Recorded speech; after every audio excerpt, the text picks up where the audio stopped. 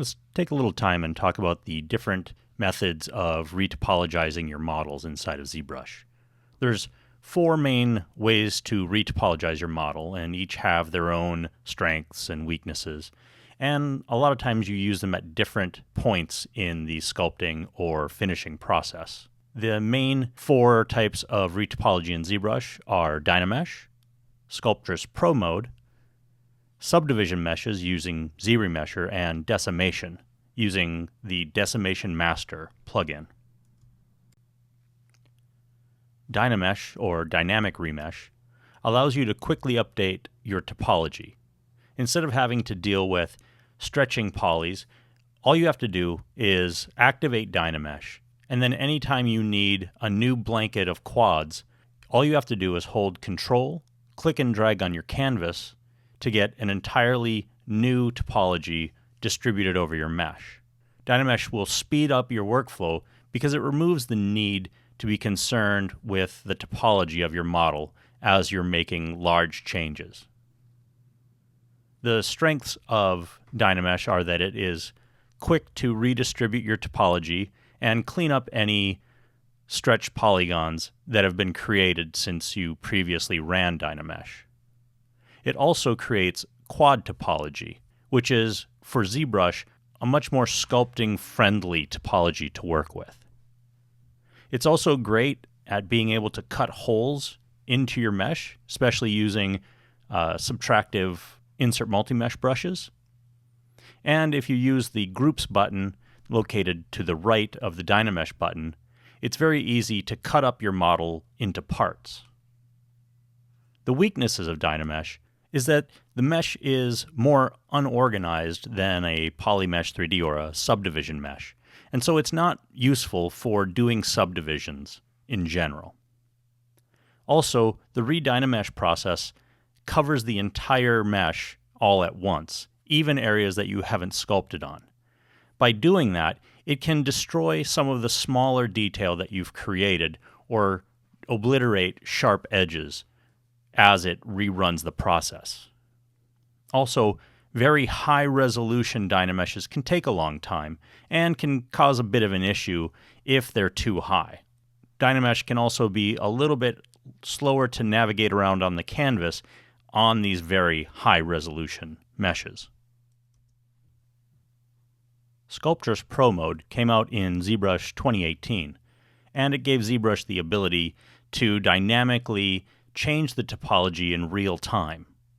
Because of this, Sculptress Pro Mode uses tries instead of quads, because tries can be more easily distributed on the fly. Strengths of Sculptress Pro are that it's very good at doing long, thin forms that would normally result in very stretched areas of your model.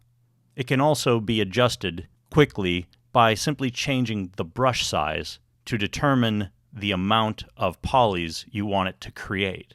It works great with Dynamesh because you can pull out areas and then re-Dynamesh your model to fuse areas together.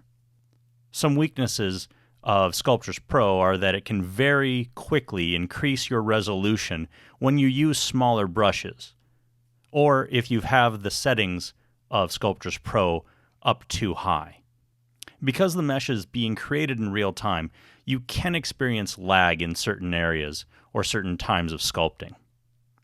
It also doesn't fuse your mesh at intersections. You have to use Dynamesh if you want to fuse parts together.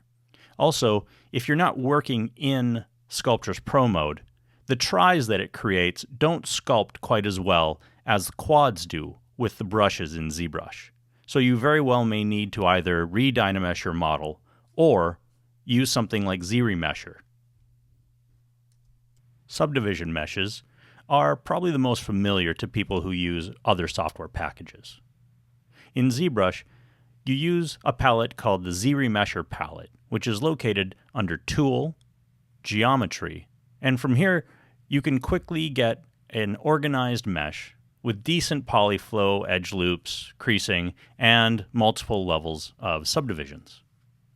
This type of mesh is also needed if you want to do things like UVs, texture maps, or export your model into other software packages like Maya, Max, or Modo. The strengths of using subdivision meshes are that it has a very nice organized flow of polys, which will give you the cleanest mesh and the sharpest detail. You can also have posable symmetry, meaning you can pose the model and still sculpt or paint symmetrically, even though your model is not sitting perfectly symmetrically on world center. It's also very fast to navigate when using a subdivision mesh, because as you navigate, ZBrush will simply drop the visuals of the mesh to a lower subdivision to allow for snappier moving, panning, and rotating around your model. It also unlocks the ability to use box modeling with the ZModeler brush, which we'll talk about in another chapter. It's going to give you the best results when using procedural meshes such as nanomesh, array mesh, fiber mesh, etc. You can also use subdivision meshes with HD geometry for poly resolutions into the many hundreds of millions. It also allows you to UV, texture map, and export properly. Some weaknesses in using subdivision meshes, though, are that it's hard to build a base sculpt with a subdivision mesh, because you can easily end up with stretched polys if you make major changes. It's a lot slower to remesh your model with ZRemesher than it is to simply dynamesh your model or use Sculptris Pro. It's also harder to make holes in your mesh in general, though a lot of that has been solved with the use of Booleans. You can also have an issue with creating watertight meshes if you're doing things like 3D printing. Finally, decimation. It's controlled through the Decimation Master plugin in the Z plugins menu. And this is used to reduce the poly count of your mesh while still retaining most or even all of the detail that you have. This is particularly necessary if you're going to export your model to a 3D printing slicer or exporting it into another software package that can't handle the kind of high resolutions that ZBrush tends to produce. It's also a good step to follow before creating insert multi-mesh brushes to lower the poly count of the individual meshes located inside of the brush. Some strengths of decimation is that it allows you to keep all of that detail, but it can dramatically drop the poly count of your mesh. So in the upper image, we see that I've got a sea lion skull, and the active subtool is currently sitting at 1.2 million points.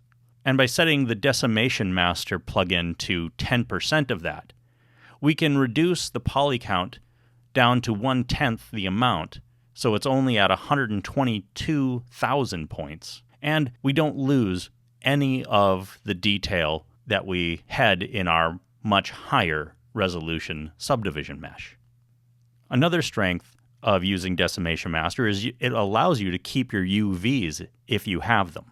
It also works with polypaint and masking. However, there are some weaknesses.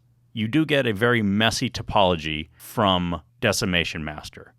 It's made entirely of varying sizes of tris as opposed to quads. You don't want to try to use Decimation Master to sculpt more on your model unless you turn on something like Sculptris Pro. It's really only meant to be used at the end of your process before you send your model to a different package, such as a 3D printing slicer.